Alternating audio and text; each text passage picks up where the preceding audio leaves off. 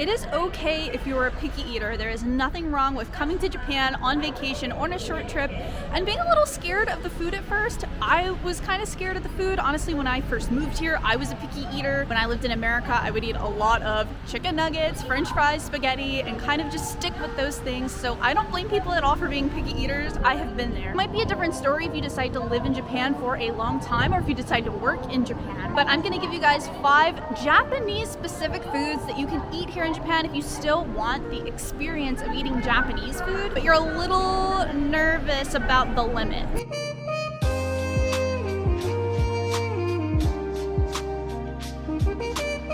Point is, maybe you don't want to stick with McDonald's or Subway or Burger King, which we have all those restaurants here in my city, at least. But if you still want to have that Japanese experience, but you're a picky eater, I got you. These are 5 foods that I learned to really enjoy and 5 foods that were easy for me to enjoy early on in Japan, and I think you'll enjoy them too.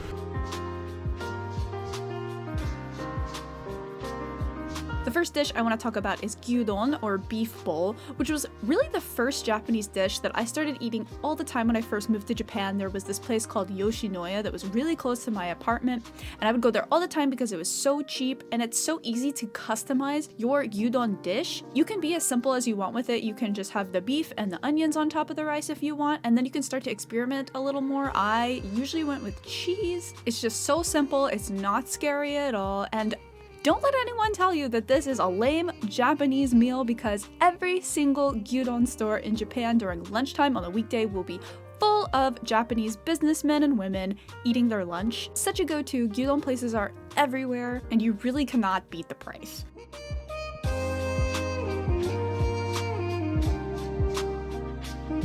Tonkatsu is breaded, deep-fried pork, and chicken katsu is basically the chicken equivalent of that, and my preference.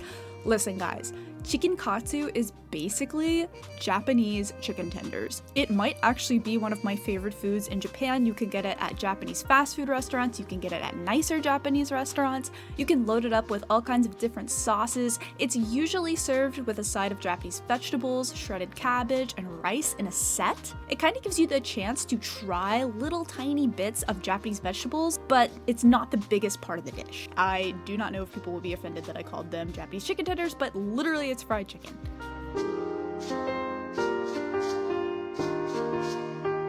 Kushikatsu are Japanese deep-fried skewers, and I'm of the opinion, despite it not being the healthiest, that if you fry something, it can heal a world of hurt. You can go with really simple kushikatsus such as beef, chicken, onion, and then maybe you can start to get a little more experimental with bamboo shoots or different kinds of seafood. You can also find shops that will do mochi rice cakes or dumplings. I've been to stores that will literally just fry an Oreo cookie. I think there's something for everyone at kushikatsu restaurants. And of course, you always have to dip the kushikatsu in the traditional kushikatsu sauce. Okay, look, hear me out on these last 2. Hear me out.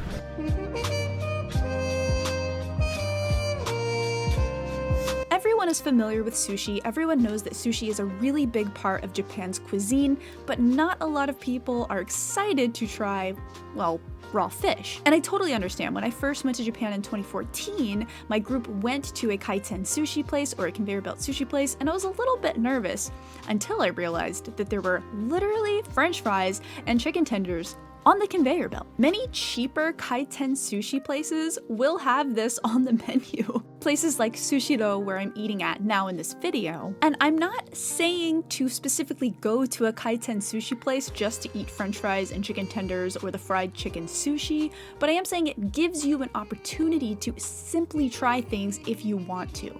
A lot of these kaiten sushi places have plates for only 120 yen. You could pick one up, try it, and not feel too bad if you don't like it. You don't have to feel bad about wasting a lot of money. It's not like you're offending any chef at a local place. I personally started off by eating the cooked salmon sushi, and then I started to actually like the raw salmon sushi as well, so baby steps. Not to mention, a lot of kaiten sushi places also have desserts on the menu. It's not just sushi, guys.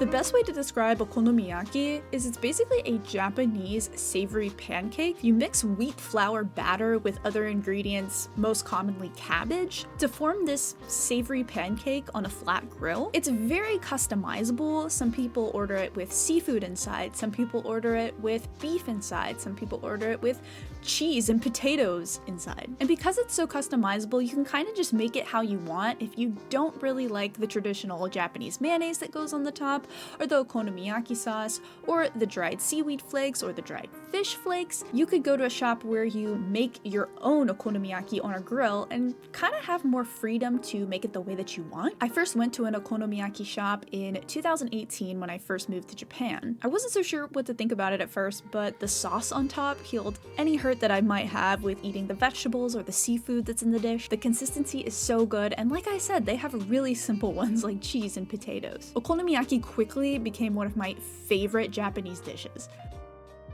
Oh my god, don't mind my face, it is absolutely frigid out here in northern Japan.